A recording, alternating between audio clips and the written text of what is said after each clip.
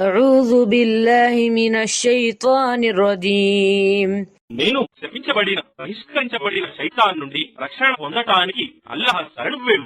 ربما يود الذين كفروا لو كانوا مسلمين.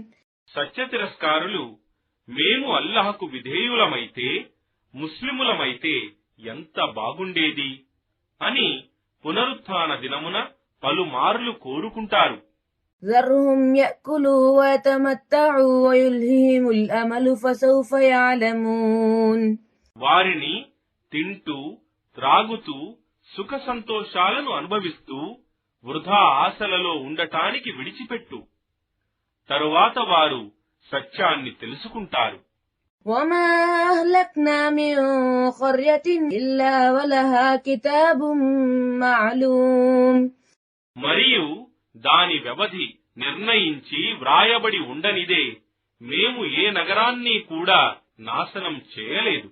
ما تسبق من أمة أجلها وما يستأخرون.